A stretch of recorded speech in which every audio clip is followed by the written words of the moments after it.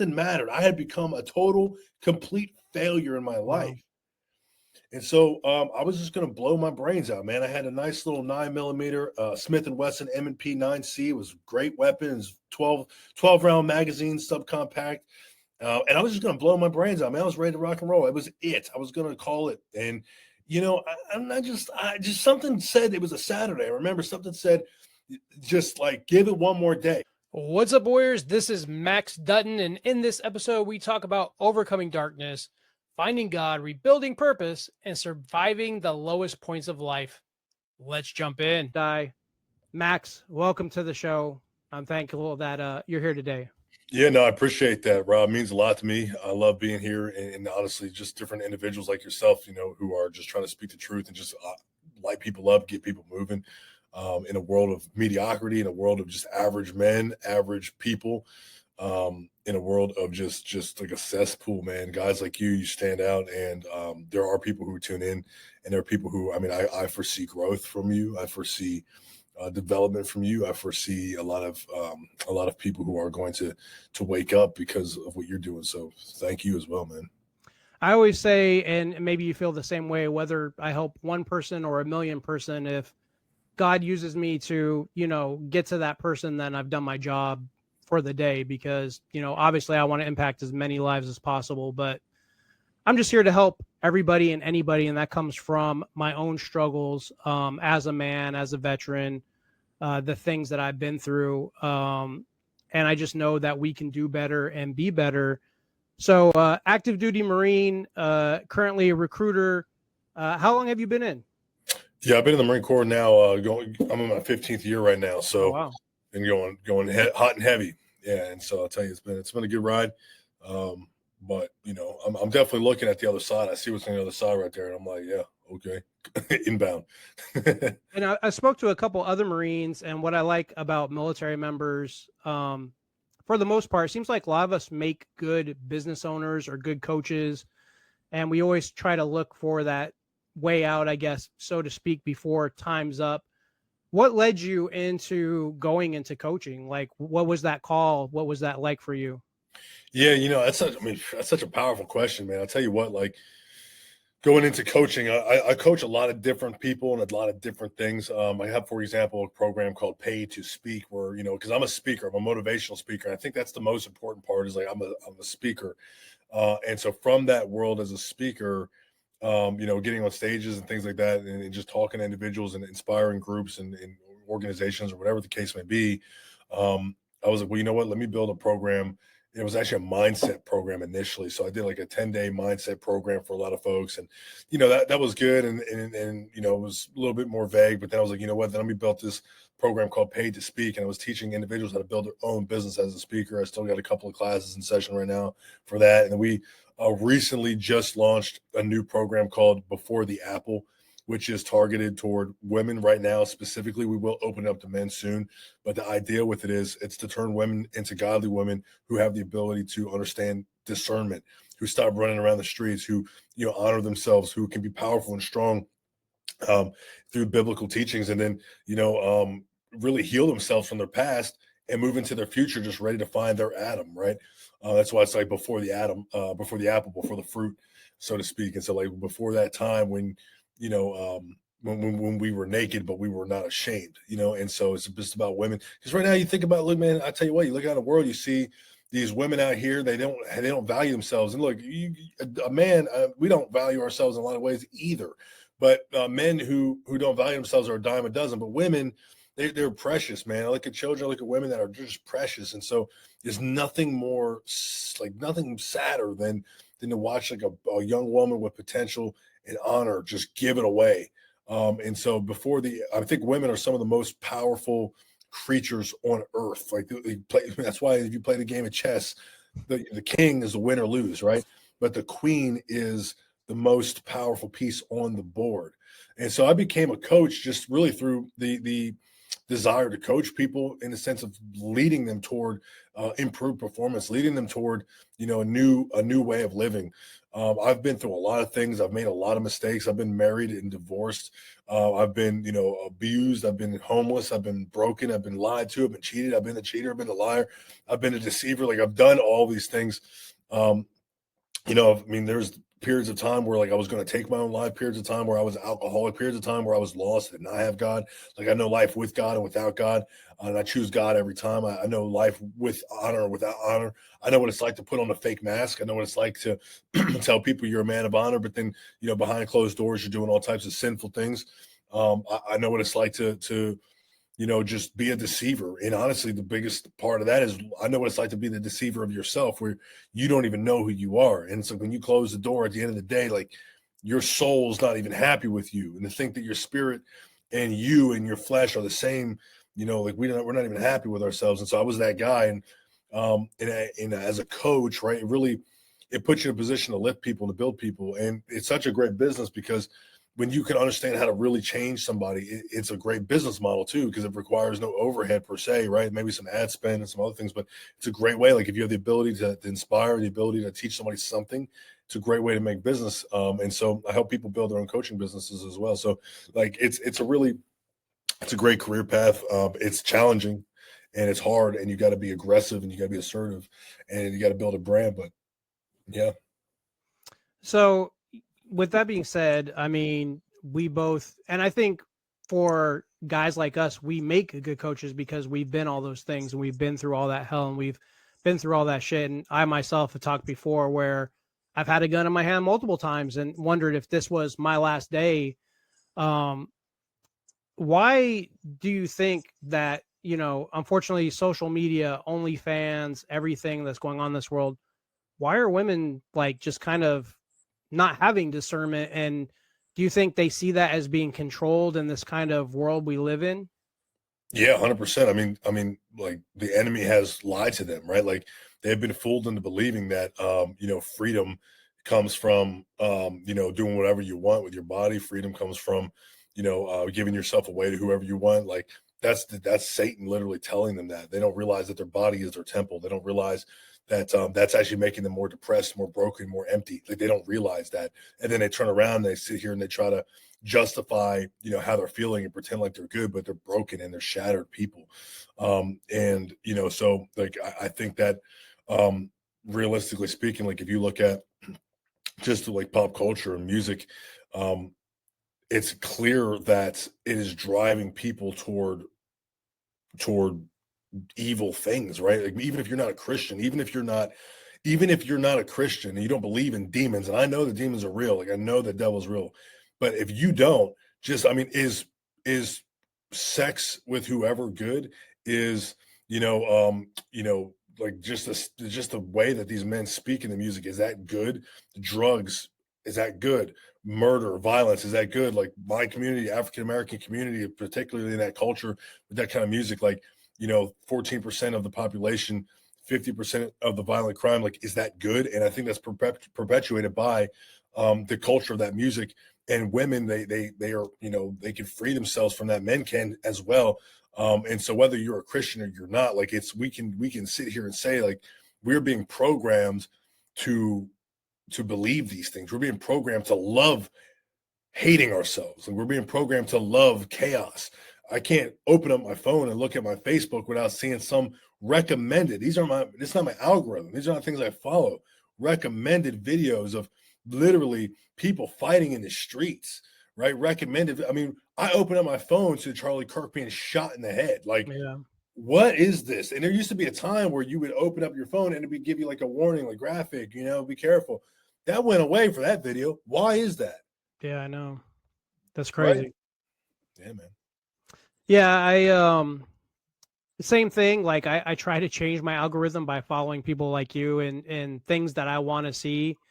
But every time I go to like that search or scroll a little bit, there's that thought, there's that, half naked woman, or it's very crazy to me. And I like how you said demons, but essentially, if you don't believe in demons or not, alcohol, controlling your life is still a demon. Drugs controlling your life is still a demon. Yeah. And I'd like to even go deeper and say that unfortunately, a woman that's broken, whether it's through parenting or abuse or whatever, and they didn't receive help, unfortunately, all they're going to find and look for is a broken man. And they're going to be with a broken man, and it's going to be from bad relationship to bad relationship because they don't know any better, right? Yeah, I mean, they're going to be in bed with literally a demon. Like men, I'll tell you, men are some of the most evil things in the world, but women can be evil too. I mean, I was in a really weird, really satanic, like just demonic type of relationship before I met my wife, and it was a very short-lived thing because I identified very quickly that it was like it was a demon. In this woman, I could see it in her eyes. I remember like calling her out on. I'm like, you're a devil. Like you are Satan. Like something's off about you. And I had to run away from her. And this is when I had first really kind of gotten saved. And so like, these spirits, our spirit as humans is the only thing that separates us from a dog. Right. And so to think that that spirit that we have, that monkeys do not have that same spirit, dogs do not have that same spirit, like birds do not have that same spirit, that personality, that ability to discern, that ability to navigate the world and to have curious thought and to make decisions and choices, that is unique to us. And so like we are the types of creatures right now that who we are as people, we can't help but accept the fact that there are spirits in this world. There's a spiritual element to us. And so anytime you have good, you have bad. Anytime you have bright, you have dark. Right. Anytime you have up, you have downs. There's always an opposite. And so for every good person that you know, every good spirited person, your grandmother who just the sweetest woman in the world that just opens the world to you. Every time you go there, you don't know what it is. You sit on her back porch and she brings you cookies and just you sit there and you're rocking a rocking chair. Like for every one person like that, there is a satanic, evil, demonic soul being. And you know what? They're usually in the shape of a very normal, regular person who just absolutely hates you. And so we find ourselves in these relationships with people like this. So when you are a broken woman and when you are a broken man, you will find somebody who, like, you will attract somebody like that, and you will find like that. That's what I mean. Think about it. If you were in a relationship with someone and you guys are fighting each other, a lot of these people are fist fighting each other. They're ripping at each other, they're clawing at each other, smashing their windows, they're destroying their homes. What about that is not satanic? How can you do such a thing to someone you said you love if you were not under the control of evil spirits? So let me ask you, I assume you believe in this. Do you believe in spiritual warfare? Yeah, man, that's what I'm talking about. Yeah. I mean, it's good versus evil. That's what we're living in right now. And I don't want to get political. And I mean, I'm a Marine. So every belief that I say here is my own personal beliefs. And I made a video a couple of days ago. I'm not a Democrat or Republican. It's very important for me to put that out there because a lot of people think that I've been accused of being a far right extremist. I've been accused just because my Bible does not close. This is on my desk 24/7. My Bible does not close. And so people have accused me of being a far right extremist solely because I have Christian beliefs. And so, like, I just wanted to be known that I'm not a man of politics, but I am a man of right and wrong. And as far as, warfare goes, like, spiritual warfare is good and evil. When Christians are persecuted simply because they're Christian, why is that's evil? That's dark. I don't see anybody persecuting the Muslims like that. I don't see anybody persecuting the Jewish people in America like that. It is Christians right now that are under attack by people who don't believe in God. So that's good versus evil, in my opinion. And so yeah, I believe in that, man. Well, I would further go to, I err on the side of common sense, right? Like, I'm not a Democrat, I'm not a Republican. I've always voted for what I say the lesser of two evils. And I'm tired of voting for the lesser of two evils. I want to vote for somebody that can actually make a difference and has those strong values. And, it's funny to me because why does it just have to be, Christian values? Why can't it just be like the values are right? Yeah. right? Loving your wife is right. Not killing people is right. Like, it's common sense to me, right? So I don't understand why people have to take that and use that as an extreme and be like, oh no, you're an extreme Republican, or you're, a leftist or a Democrat, or no, I just err on common sense, and I want people to be good and happy and live purposeful, prosperous lives. And you can't do that if you're running around acting crazy all the time. Yeah. No, I mean, the reality is, like, when they took, and I say they, I mean the government, I mean, the people, I mean, when they took the Bible out of the schools, when they took prayer out of schools in the 60s, there was a decline. Like, you can't look at the world we live in today. Only through foolishness can you look at the world we live in today and think that there's not a God. Like, that is a foolish ideology that was brought upon people. Like, the fact that there are trees, our existence, you and me sitting here as we sit here, is proof that God exists. But we have been programmed to think that that is impossible. Who are we to say what is possible and impossible? What are we? And no one's willing to have that tough conversation. No one's willing to say that because it makes us sound crazy. And I told my buddy this yesterday. I'm like, I've become the type of dude that 5 years ago, people would have said that I'm absolutely insane. Like 5 years ago, I would have been like, yo, I'm not hanging with that dude. Max, no way, I'm good, bro. He's insane, right? Because that's just the way that I think now. But the more that I understand God, and the less I understand myself, like, the more I understand God and I get out of my own way, I stop thinking about the fact that I think I know better. I don't know anything. Who we are, the human race, like the all these things, are the sciences and mathematics and time, and these are things that we understand, we've created. It's what we're capable of understanding. It's what we're capable of creating. We are given the ability to understand and discern and create from something, but there are limitations to everything. Like, there are, for example, color waves that our eyes are not capable of seeing. There are color spectrums that our eyes, that animals, that plants, that lizards, and certain animals can see, but we can't. So that's just a small example of the fact that there are things that exist in this world that we are not capable of seeing.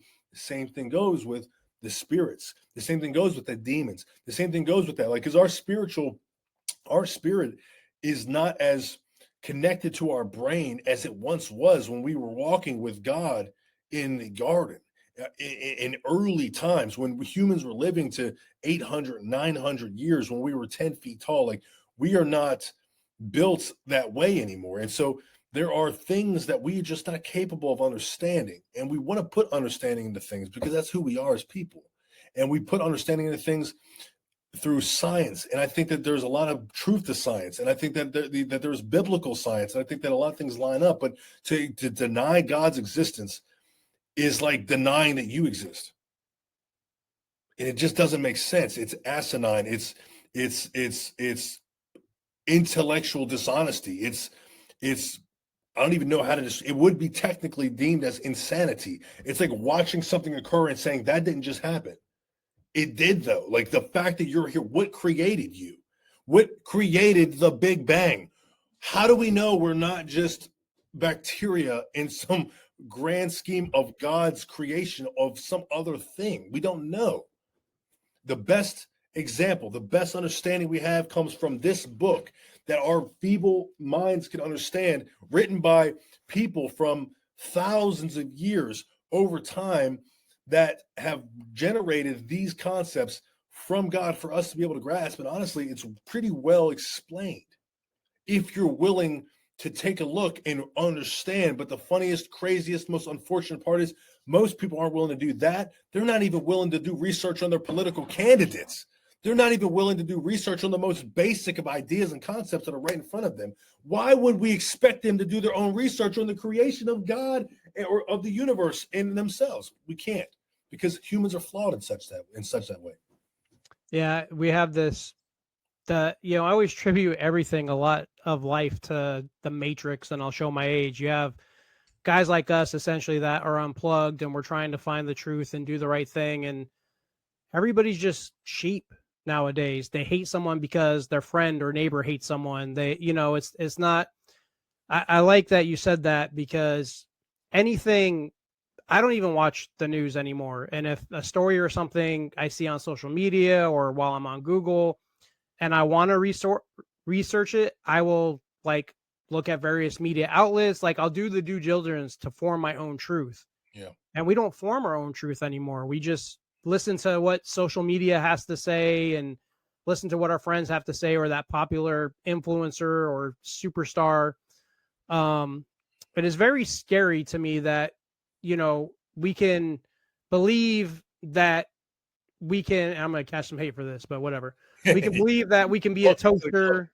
We can be a toaster, or a boy can be a girl, or a girl can be an alien, but we don't believe in God. Like, make it make sense, right? Yeah. Well, that's the thing, right? Can I read you something from the Bible? I Yeah, know. go for it, brother. So for anybody who's watching this, the book of Romans is, it's a book that I've read before, but when that's the thing about the Bible is, like, as you read it, like, things pop out to you differently. And I want to just read this quick two or three passages here, a couple verses. So the title of this section is God's anger at sin. This is from the Bible. This is what Christians believe here. But God shows his anger from heaven against all sinful, wicked people who suppress the truth by their wickedness. Meaning, people suppress the truth of God's existence because they want to be wicked. They want to believe what they want to believe. They want to live the way they want to live. They don't want to live otherwise. They know the truth about God because he has made it obvious to them. Well, how has he made it obvious to them? For ever since the world was created, people have seen the earth and sky, meaning the fact that the earth is here, the sky is there. Who has stretched this measuring line? Who created this thing? It's such a perfect ecosystem. How? The fact that it exists alone shows that people have seen that it's possible through God. So through everything God made, they can clearly see his invisible qualities. They can see the invisible qualities, his eternal power and divine nature. So they have no excuse for not knowing him. It's cognitive dissonance is what it is, my friend. Is that when people cannot see it with their own eyes, they will not believe it. That's why they killed Jesus Christ. That's why listen, anything that has ever been good, anything that has ever been true, humans have killed. Anything. Think about anything that has truly been true. Like, you cannot speak the truth in this country without being killed, because people are sinners. Yep. And I'm not saying sinners like this fire and brimstone preacher guy. I'm saying, like, sinners as in, like, we go against the way we were created. We are not designed to lie and cheat and steal and and do all these things. We're not designed to manipulate women, and women are not designed to manipulate men, and boys are not designed to do this and that and be with girls, and girls or boys aren't designed to be with boys and then turn in the blue and the green hair and this, that. Like, we're not designed for these things. It comes natural to us because sin is natural to us. It comes natural. Do you know it's natural to me to be gluttonous? It's natural to me to eat the whole pack of cookies. I want to eat them all. Right? It's natural to me. It's natural to me as a young man at 17, 18, 19 years old to want to put my pecker in anything, and all these girls growing up. Like, it's natural to me to want to do these things. But that's not what God intended for us to do. And so because we don't want to do what God intended and we'd rather do what we want, we become our own gods. Alcohol becomes our God. Zins become our God. Nicotine becomes our God. Crack cocaine becomes our God. Whatever we need, whatever we cannot get enough of, becomes our God, and that is all we believe in. And anything else that is not that, we think is trying to infringe upon our human rights, which were given to us by God anyway. Our entire existence is only designed for one thing, and it's to praise him. When you can do that, all the other stuff becomes fun. Business becomes fun because I don't worry about anything because I praise God. My Marine Corps career becomes fun because I praise God. This podcast with you, I don't care if people listen to this and think that Max Dutton is insane. I've come to the point, brother, where I'd realized, Coach Rob, I'm not even going to die, because when this body dies, I'm going to heaven. That's how much peace I have in my life. It feels so dang good. And that's what I want for everybody right now, because when you build your business and you start making money, it feels good because it doesn't really matter. When you have a career and people are stressing out in Marine Corps recruiting, it's so hard. It doesn't even matter. Like, we can just enjoy the moments. We can have fun with all of this, because this is just what it is. It's not, it's not the end. It's just playtime, right? Anytime, yes. I like that, man. I don't think you're crazy. Like, I think there's definitely a need for more men that are very devout and strong in the religion. And I think that makes you a better man, a better husband, a better father.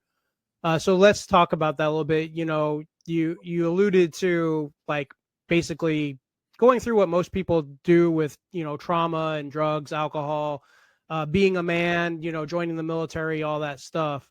What was the turning point, or was there a turning point where you decided to change, and was God the focal point of that in the beginning, or did that come later?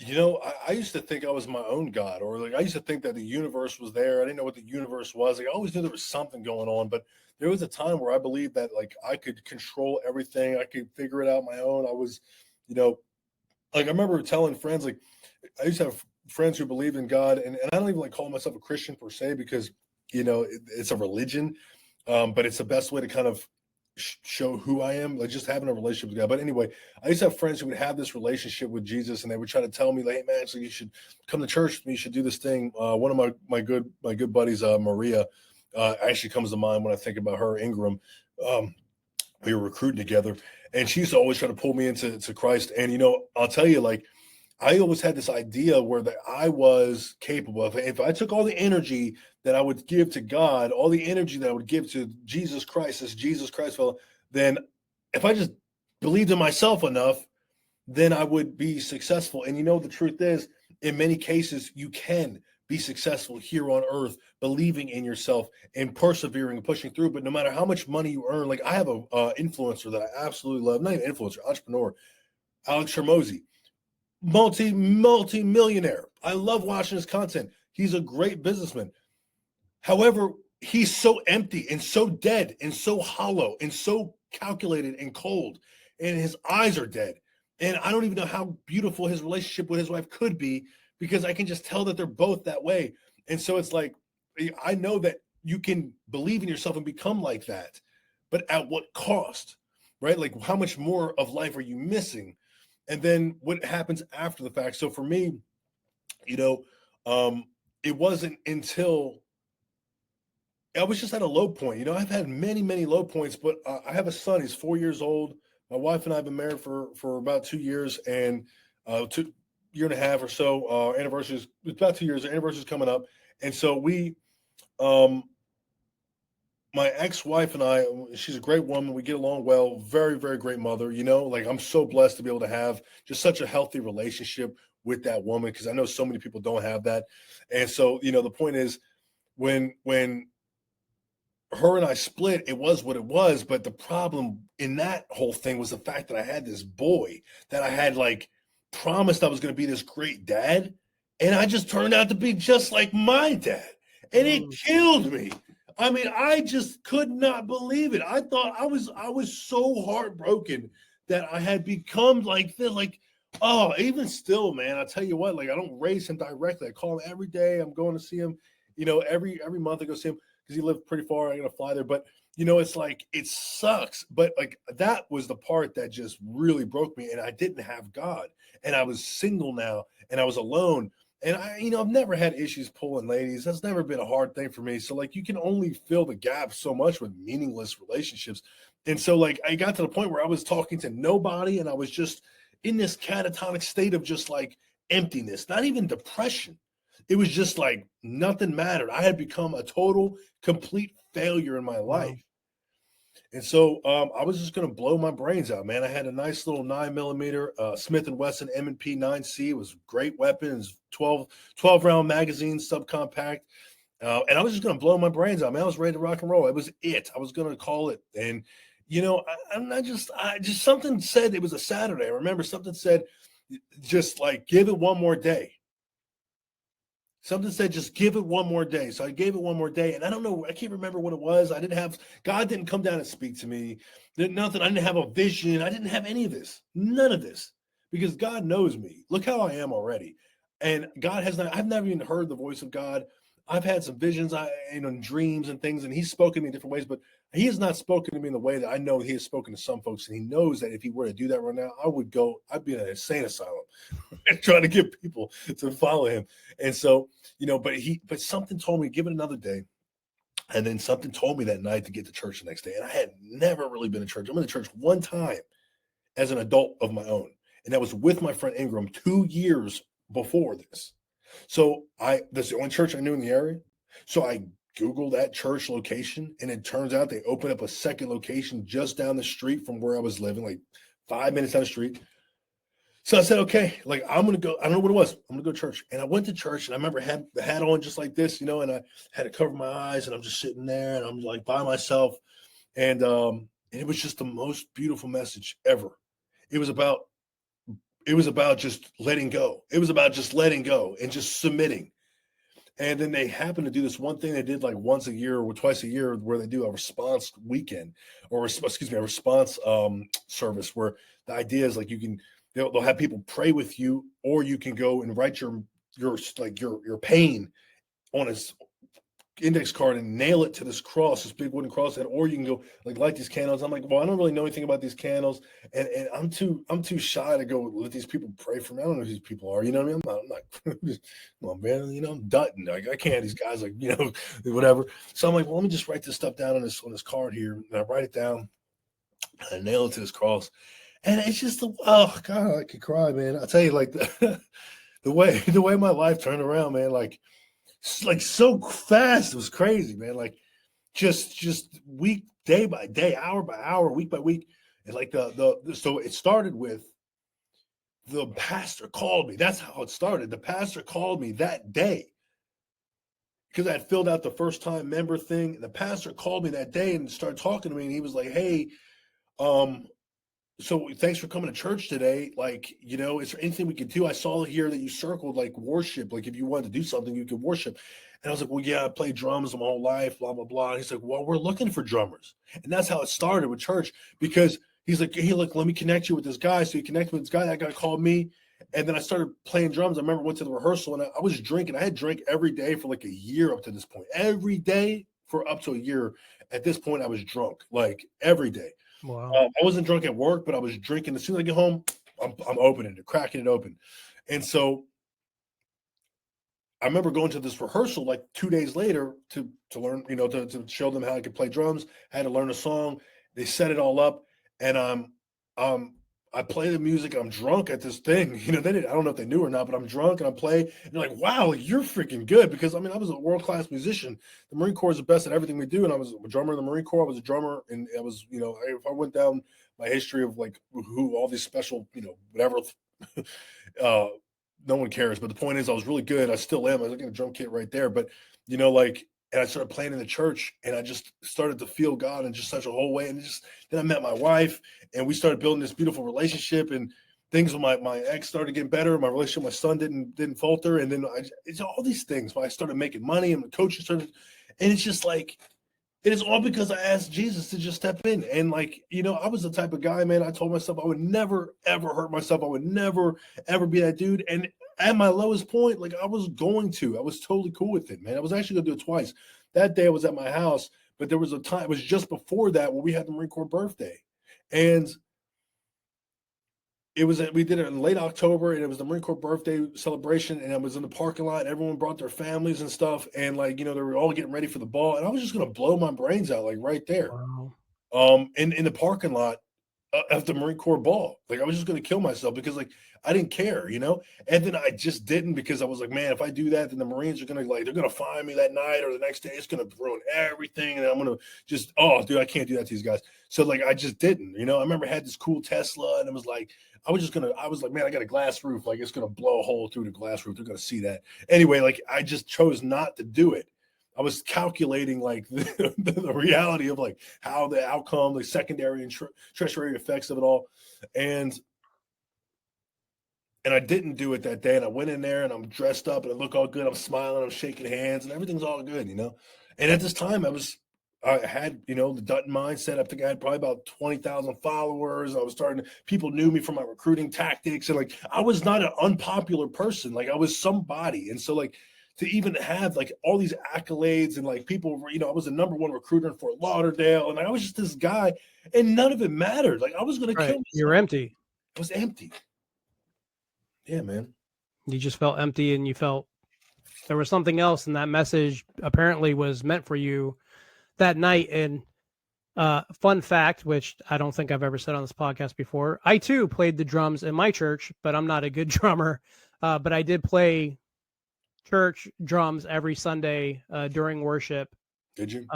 Yeah, when I was in my younger days before I joined the Navy. So that's kind of cool that I'll tell you, man, drumming is like, I love music and I love drumming. And I think if anyone's ever trying to get into any instrument, drumming just has such a like, especially because you can play any genre, and so you can jam your favorite songs. And you know, if you ever get the honor, really, it's an honor to play on stage, because you have the control, you have the ability to drive that audience. It's such a power trip. Such a power trip. that's awesome. So, you know, I also did some things, and I still do some things like my dad, and trying to break that generational curse as a man. And I've said this on the podcast before, different episodes. Like for me, my father, I don't remember him ever saying "I love you."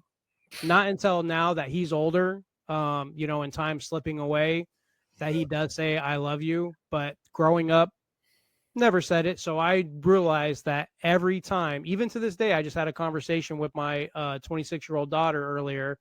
And before I got off the phone, I love you. If you need me, I'm here for you.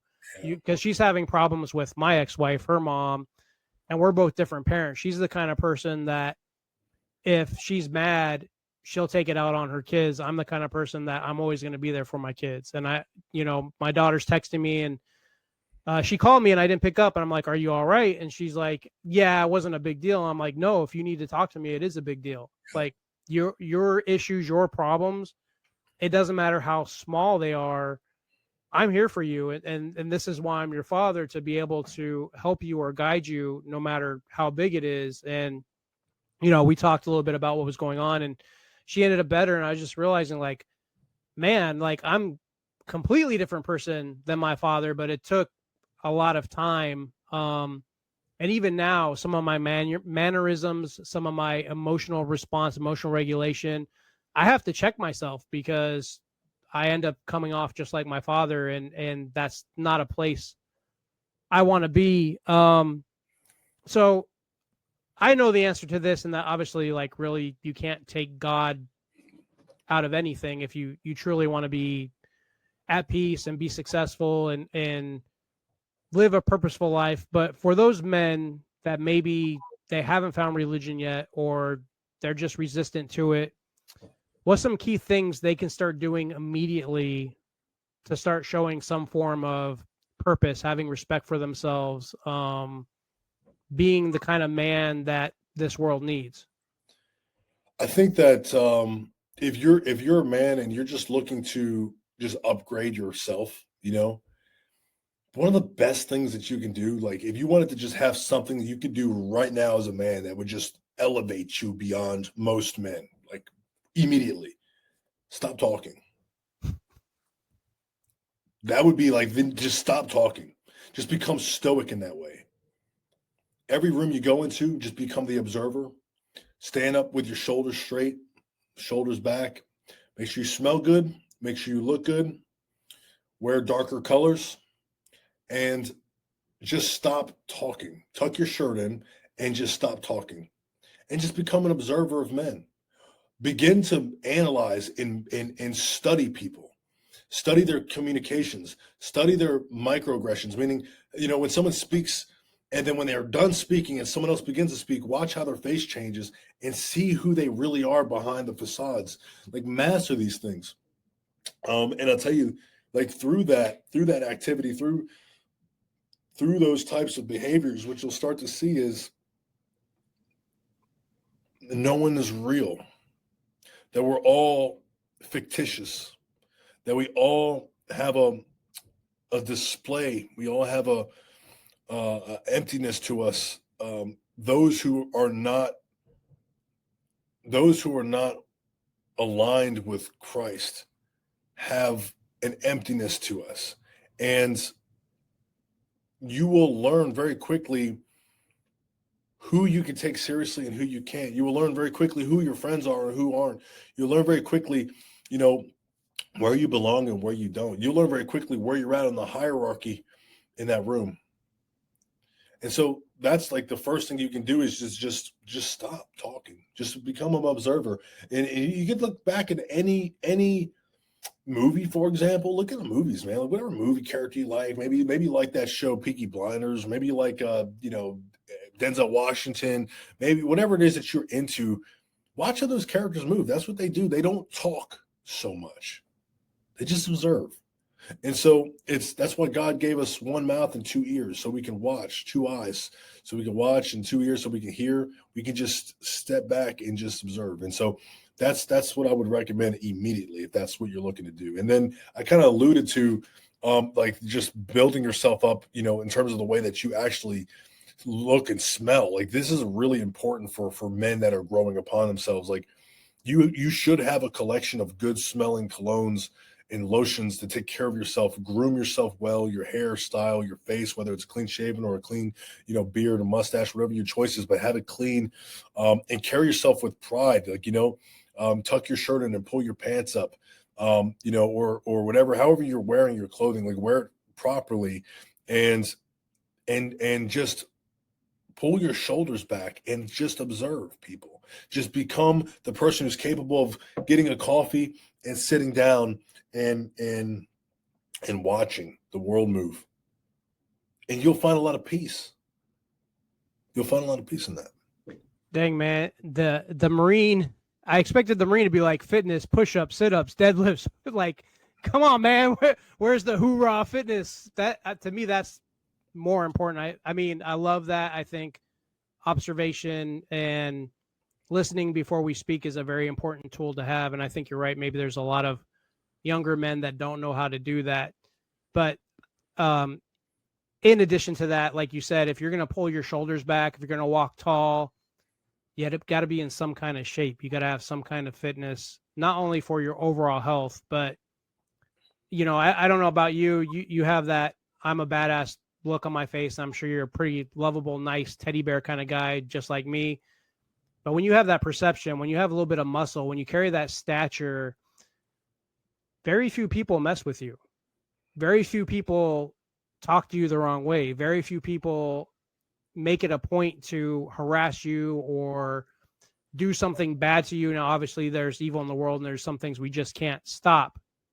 But carrying yourself, the overall perception of how you look, how you act, how you talk, like you said, that's so, so, so important. And as we were talking about recruiting backstage, and I'm looking at statistics and stuff, people have so many mental health issues, physical issues. They're obese, they're out of shape, they're out of weight, they're not getting in the military. And I remember way back in the day in 97 when I joined the military, there was very few fat people in there, in MEPS, in the recruiting station trying to join. And we just saw a photo of, I think it was the Texas National Guard. Yeah, I saw that picture. And they're all like chunky. Like, how do you expect to get respect? How do you expect to protect people's lives and property if you look sloppy? I never understood that. And that's one thing that I've always valued with Marines. You guys always take your fitness, it seems, to the next level. While our Navy guys, we are on the ships just eating at the galley all day, getting fat and sloppy. Yeah. How important is fitness in your life? I mean, you obviously have to maintain regulations as a Marine, but beyond being a Marine, how important is fitness in your life? That's a great question. And you brought up a point earlier when you had asked me, like, what's something you could do to get yourself into, fighting shape. And I brought up a lot of the mental side of the house, or just kind of how you're perceived in the world.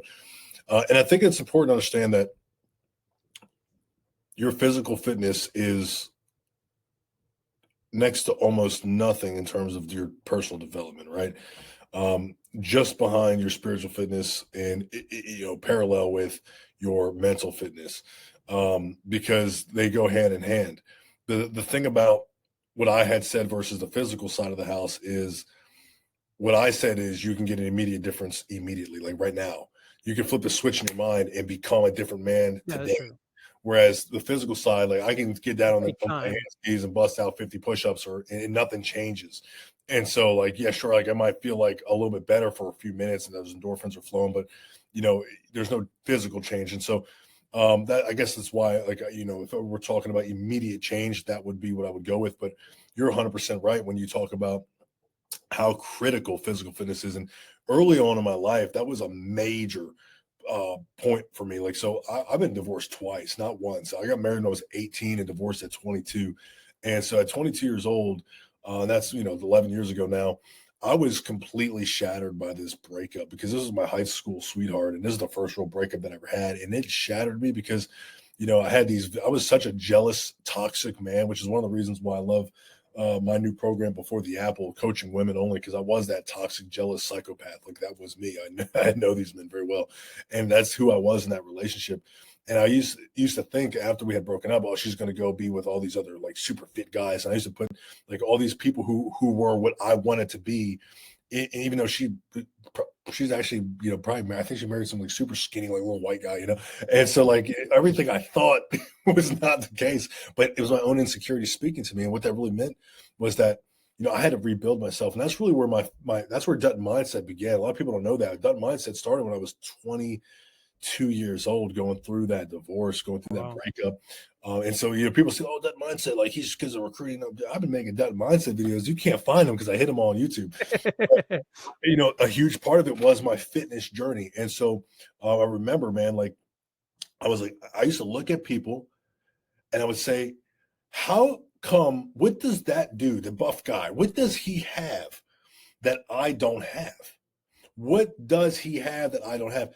And it Peptides. came to was nothing really. He just had Yeah. made a decision. And that's just the one thing I didn't do. I didn't make a decision to do it. And that's the difference between choices and decisions. Choices, you can change your mind. A lot of people make choices about stuff. They choose today, they're going to do something, and they choose tomorrow, they're going to change their mind. With decisions, you can't change your mind. Like, that's why when you spend, like, that's why my coaching programs for Paid to Speak, to teach people to build speaking businesses, I charge people $3,000 per student. And that's a decision, because when you pay that money, I'm going all the way through. With my Before the Apple program, that is a $2,100 program to work with me and my wife for 6 weeks. Because when you make that decision, you can't go back on that, right? So the decision I had to make was, I'm going to become fit, period. And so I started exercising every day at 4:00 in the morning. I would take 2 scoops of pre-workout, and I would go to the base gym at Quantico, and I just started getting after it. And I got freaking huge, man. I went down to the GMC, and or little supplement shop, 5-Star Nutrition, started buying all the subs, whatever they had there. And I got freaking massive. And it was awesome. It was awesome. And you're 1,000% right. I felt like the king, because I went from like 202 pounds, which was like kind of like, I'm 6 foot tall. It was always kind of like my regular chubby, skinny, fat kind of weight. Skinny fat. Yeah, skinny fat, 202. Like my max was 205. I was always like teetering there, to about 220 pounds of just like, just I'm doing deadlifts. And that's actually when I injured my back. I got a back injury right now just because I was so stupid when I was young. But I mean, I used to, it got to the point where over the next 3-4 years, I mean, I'm deadlifting 617, 618 pounds. I'm doing 550 pound squats for 5 reps. I'm benching 405 at the base gym. I mean, people are looking at me like I'm just this abomination, and that's exactly what I wanted. I loved it. But even still to this day, I'm not going to take off my clothes or anything, but like I'm still in like phenomenal shape as far as being a 33-year-old dad goes, and it's because I work out every day. I just ran my combat fitness test, ran a 300, right? I mean, a half-mile sprint in boots in 2 minutes and 40 seconds, because in my maneuver under fire in my Marines, I'm hitting that at 158. So if you're younger than me and you're not hitting 1 minute and 58 seconds on that maneuver under fire, like, fix yourself, right? Like, the fact that I'm able to do that stuff is because I take my fitness seriously, like you're saying. I wake up in the mornings, 3 o'clock in the morning. I open up my prayer. I get my spiritual fitness on first. I open up my book. I read a couple passages, or I'll listen to it, and then I will pray. Then I'll do a little bit of work and kind of get my mind work, get my financial fitness together. I'll get my mental fitness together. I'll learn something. I'll watch something educational, and then I'll go get my physical fitness. So I got that triad every single morning: spiritual fitness, mental fitness, physical fitness every morning before I ever get in my truck and head off to work. And so it's everything to me, man. It's critical. Like, honestly, if I didn't work out 3 to 4 times a week at a minimum, I would be depressed probably. Yeah, it's like that, and it's funny. I hurt my back. My back's in a lot of pain right now. I actually wrecked my back doing 80-pound dumbbell RDLs the other day, and I shouldn't have done 80 pounds. I should have stuck with like the 50s or something. But we're learning, man. We're learning. Everybody, I don't learn, bro. Everybody says like you have to stop deadlifting, you have to stop squatting. I'm like, no, I don't. I'm going to continue to do this because I love it, and if I break my back, I break my back. That's just the way it is. Exactly. I mean, I owned a strength and conditioning gym for 4 years and taught, the deadlift, the squat, the bench. And it's nice to be, I mean, I know it doesn't mean anything, but it does to me to be 47 and be stronger and in better shape than most 20 and 30-year-olds. It really speaks something to my discipline. And I used to go every day for mental, but I had scaled back to 3 times a week because I'm doing like a full body, kill myself in the gym 3 times a week. And it's been good, but those days that I don't go, man, I'm like, I start getting twitching, like, I'm on crack and like, man, I need to go to the gym. I need to go to the gym. And when you hit it right and you plan it, those rest days are so good, right? It's yeah. One of the things I have to do, and it's laziness, is I used to walk a lot. I think walking is the unsung hero when it comes to fat loss and longevity and that recovery. And I definitely got to start walking on those off days. So Dutton mindset, keyword in your coaching. What is your definition of mindset? What does mindset mean to you? Man, I'll tell you, there's so many people that are negative.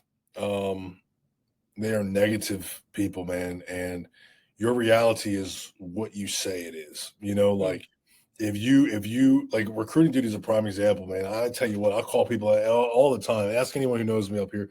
They be like, "Oh, recruiting duty sucks." I'm like, stop, time out. Like, I don't want to hear that, dude. I don't want to hear that you're so incapable of controlling yourself that you're everything sucks for you. Because one thing I know is that this moment you and I are in, Coach Rob, you lived a long life. When you said you're 47 years old, you've lived a long life up to this point. But everything every single moment of your life, every single thing that has happened, every kid you had that was born, every situation, every divorce, every time you made love to your wife or your ex-wife, every girlfriend, every read book you ever read, everything you ever learned, everything you have ever done is in the past.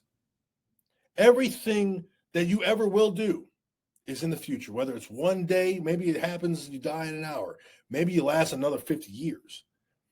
The only thing that's happening is this moment right now with you and I. That's it. Nothing else is real besides this moment. And so you got to know that. And you got to know that whatever situation you're in right now, if you say this sucks, then you're saying your life sucks. If you're saying I hate this job, then the entire length of time that you're in that job, you're going to hate it. You're going to hate it. If I said I hate my wife, my wife is this, my wife is that, man, I wish I didn't have that wife. If I said these things every time I would go home to my wife, guess what I would think? The things I'm saying. Why would I do that? It wouldn't make sense. Look at my wife. She's gorgeous, right? So it's like, why would I do that? But that's what a lot of people do with their spouses or with their kids or with their jobs or with their whatever situation. They wish this ill upon it. And yeah, but that's because they're miserable on the inside. And that goes back to, potentially needing God in their lives to fill that void. But guys, whoever's listening to this, and a lot of people are like, sometimes like, well, Rob, your podcasts all sound the same. Yeah, you're damn right they sound the same, because I'm trying to beat this stuff into your head and you're not listening to me when I tell you, here's a man. I didn't even really get basically barely anything into Death and Mindset, and he answered and said everything that I tell you guys over and over and over and over and over again. I was that negative guy. I was that Eeyore with the cloud over his head. I was the guy, everything sucks. I hate this. I hate that. I can't. I won't. And my life was miserable. And the longer I was on this earth, the harder it was to get out of that darkness. The harder it was to change, the harder it was to be happy. And when you have, mental health issues, PTSD, trauma, childhood trauma, anxiety, depression, it makes it even harder. But I'm not going to let that stuff define me as who I am and who I can become and who I can be. And as I told you guys, my mental health issues did not go away. I still have some bad days. It's the way it is. But I stack more good days than bad. And that's all that matters. And I really love, and I know it's hard for people, even for me, to overcome trauma and certain things. But you said it perfectly, brother. It's in the past. You have to look at life. You have to look at life like Fast and Furious, right? I live my life a quarter mile at a time. No, but you have to live your life one day at a time. Yep. Every day you wake up, and I've said this before, social media, whatever, it's a new day. That new day is a new opportunity to love yourself, to love your family, to be grateful, to practice gratitude, to thank God, to go outside and see the beauty of the world we live in. There's too much hate, evil, and negativity in this world. So why not go against the grain and do what's right by being happy, by living with purpose, trying to be a better human, a better man, a better person, helping people. Kindness is free. It doesn't cost anything to tell people to have a nice day or smile or ask somebody if they need help. So after my little rant, what's next for you? You got the coaching, you do the speaking, you have any speaking gigs coming up? Like, what's next in your brand of business that you're currently building? Where do you want to go in the future? Yeah, no, we're going to be flying out to Arizona next month to do a couple of speaking engagements out that area. And right now I'm excited to see kind of what happens with Before the Apple in terms of coaching. It's a new concept. What I see, the intention for me really is to continue to build out this business. Anybody who wants to build a coaching business, reach out to me. They're very straightforward and very easy to do. You can generate a really nice profit for yourself. I mean, and so I just really want to help. That's kind of the main thing. Like Before the Apple is more of a pet project. Even Paid to Speak is a pet project. My main business model at Dutton Mindset Consulting is building businesses for people, running their ads, coaching them through that process. Even like, for example, when this podcast ends, I'll be with one of my clients where he has a speaking business. We're going to be running and managing his ads. So anybody who wants to build a $20,000 or $30,000 a month coaching business, work with me. I got you. And so, that's what I do, man. And my intention is by the time I retire, this is going to be a 7-figure business, period. I'm not going to be one of those guys that, says, oh man, I wish everyone's like, what happened, Max? Like, you didn't prepare, you didn't prepare, I'm prepared, man. And I'm multitasking, right? I'm sitting in this chair right now, probably just like you do, Coach Rob, but like I work the 9 to 5 for the core, and then I work the 5 to 9 for me. And I'm here every single day in this chair. I spend about an hour a day with my wife. And believe it or not, like it makes me a bad husband. Maybe it doesn't, but I'll tell you what, like she loves me. She works on my business with me. She lets me grind. She's understanding. We eat dinner together. That's what I was doing before this call. We eat dinner as a family, pray together. We have our family time together, but I work my absolute butt off, man. And I don't care about what it takes. Like God is with me as long as I got my faith. So when I retire in the next 5 years, mark my words, man, Dutton Mindset Consulting is going to be one of the the successes of the United States Marine Corps, because people were going to be able to say, "Oh, you guys know Dutton mindset." Like, yeah, well, he was a Marine. That's why you should join the Marines. Like, I will be an example for people, and hopefully an example for a lot of recruiters and a lot of Marines and soldiers and sailors and airmen, that just because you're active duty, don't pretend like you don't have time to run a business. Like, this is the way I look at it is, I mean, I'm up here in Boston, so I'm making a pretty good money up here with the BAH and all that. Like, I can take all the risks I want with Dutton Mindset Consulting, because I'm getting my bills paid by the government. And so, like, if you're in the military, like, now is your time to start launching a business of your own, because you have the flexibility. Anybody who's ever worked a regular job knows that, the Marine Corps and military sucks because you can't quit whenever you want, but you also can't get fired. So, like, you got a level of security that's really good. Take advantage of that. Like, unless you're on a deployment or workup, like most Marines and soldiers and airmen, you have time after work. You just choose to play video games. You choose to sit on your butt, watch TV. You choose to do a lot of things.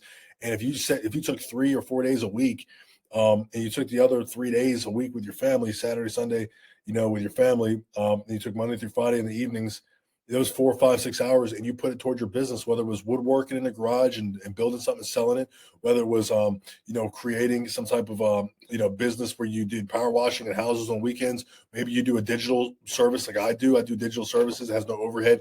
And so, like, just through information and passing information to people makes you hundreds of thousands of dollars. Like, whatever it is you do, like, go do that. Stop making excuses. Don't worry about the what if, because you don't got to worry about it. You're getting paid no matter what, dude.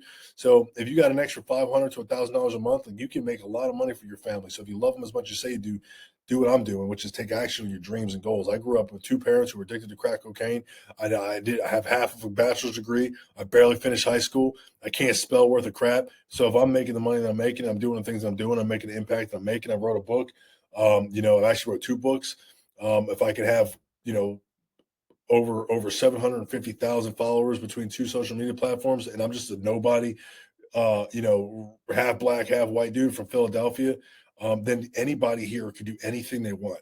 And so, this is just the beginning of my journey. And I hope that people can continue to watch me thrive and win. And if you want to know Jesus Christ, contact me and I'll call you. That's amazing, brother. And you are important. You are somebody. Otherwise, you wouldn't be on the Battle Harder podcast, because I only interview the important people.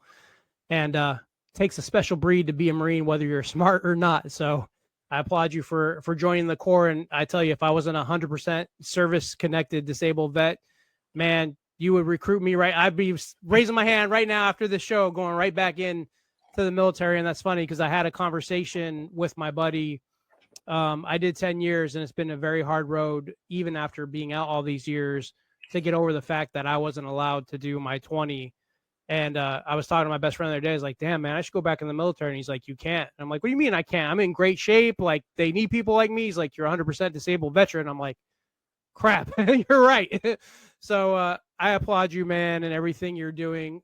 Where, besides the Instagram, where can people link up with you, and where can people find you? Yeah, so I recently started a YouTube channel. It's really small right now. I think I got like 1,500 subscribers or whatever. But, like, you can check me out on YouTube at Dutton Mindset. You can go to TikTok, Dutton Mindset, Instagram, Dutton Mindset. You can go to Amazon, type in Dutton Mindset. You can buy my book, 10 Lessons to Escape Mediocrity and Build Your Dreams. If you are in sales of any kind, you can buy my recruiting tactics book. It's on there. It's mainly for recruiting, but it applies to sales in all capacities. And then, yeah, I mean, if you're interested in any of that stuff, you can also Google me and contact me right there. You can give me a call today if you wanted to. My number's right there. So, I'm easy to Guys, find. as All I the, always people, all tell, the people that talk trash about me, I tell them all the time, I'm super easy to find, man. Like, just come talk to me. do you really have haters? Do you have a lot of haters though? Brother, like, do I have a lot of haters, man? Yes, I got a lot of haters. Dude. I got so many haters. I got more haters, man. I have a whole city that hates me. I'm not going to talk about it because it's still a little fresh. But recently I had an entire city of people hate me, mainly because I'm a Christian. But yes, I got a lot of haters, man. And you know who my biggest haters are a lot of times? And it's subsided quite a bit, but used to be a lot of veterans, man. Vets. I don't have any combat deployments of any kind. I was in the band. I'm not going to be some pretender. I'm not one of those guys. There's a lot of dudes out here that have a couple of pumps to, Okinawa, Japan, and they want to talk trash because I don't have an overseas deployment ribbon. Guys out here, they got a combat action ribbon because they were sitting on an aircraft carrier and some pirate shot the boat once. Like, and so I'm not going to sit here and discredit anybody's service, but I have a lot of those veteran guys who we're supposed to be looking out for each other, who would hate on me a lot, man. I'll tell you, I'm easy to find, dude, and I've never had one person in my life come up to me and in my face tell me something. And it's always online. It's always the facade, and it really bothers me because it's not 22 a day. It's actually 40 a day. 40 veterans a day are taking their own lives. And it's not because they have combat related PTSD, because that's really kind of subsided since 2012. It really is more so the fact that they feel empty and hollow, and they don't have God, they don't have each other, and then you have these veterans that they just roast each other, and they eat their own, and they're so toxic and so immature in so many ways. And I hate to talk about like our vets like that, but it really is just a really, I mean, just, oh, I hate my service, I hate being a Marine, or don't join the, look at this guy, he doesn't have this, he doesn't have that. It's like, well, dude, anybody can do that to anybody. Like, I could look at anybody with a combat action ribbon and ask, well, how come you don't have any medals for valor? Like you were in the crap. So why don't you have medals for valor? Why didn't you do enough? How dare I say such a thing? But so it only goes one way, right? So yeah, man, I got a lot of haters. But I'll tell you one thing. If you have hate, that means you're doing something. You cannot have fans without haters. You cannot have wins without losses. Michael Jordan missed more shots than he made. And so, like, that's just you got to take the crookeds with the straights. That's the way that the cookie crumbles, my man. Well, I will say this, and I agree with you. Like, if you served, you served. You made a decision to put on that uniform.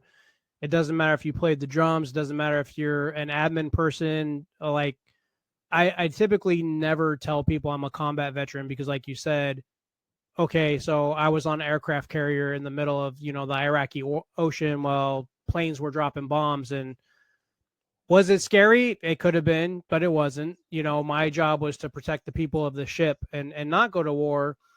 And I truly believe God saved my life because, as you bring this up, we got back from Operation Iraqi Freedom.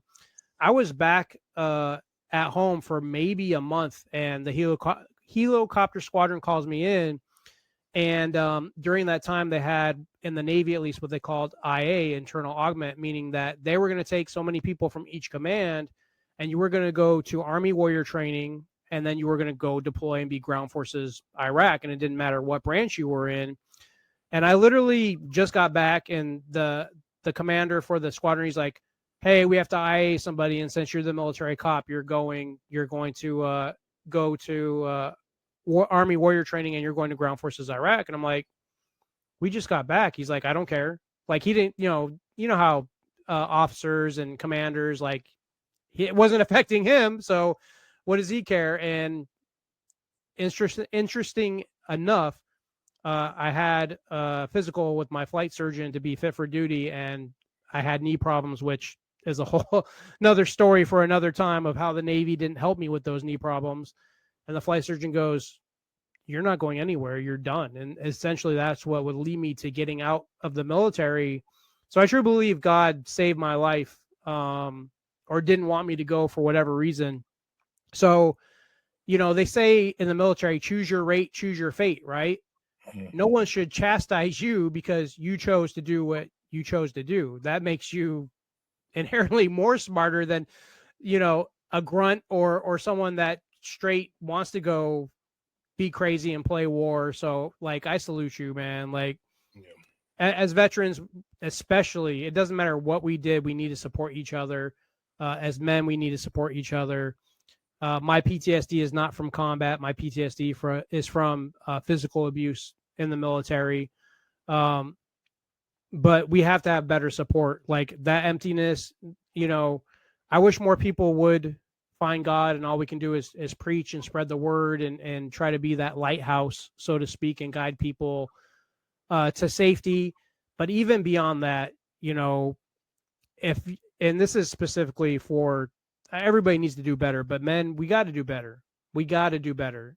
This picking side, like, I just always say, make it make sense. When our founding fathers formed America, they did it together. There wasn't all this division. Like, we're so divided, and it's so disgusting how divided we are, because the internet, social media, the government, whatever, the world, Satan is making us pick sides. You don't have to pick sides. You can listen to both. I can listen to a Democrat, I can listen to a Republican, and I can form my own opinion. And if I have a different opinion, that's okay. Like, that's what, free will, freedom of speech, all these things we have. So we have to do better. We have to be better. The only other option is we're going to end up destroying ourselves. Yeah, man.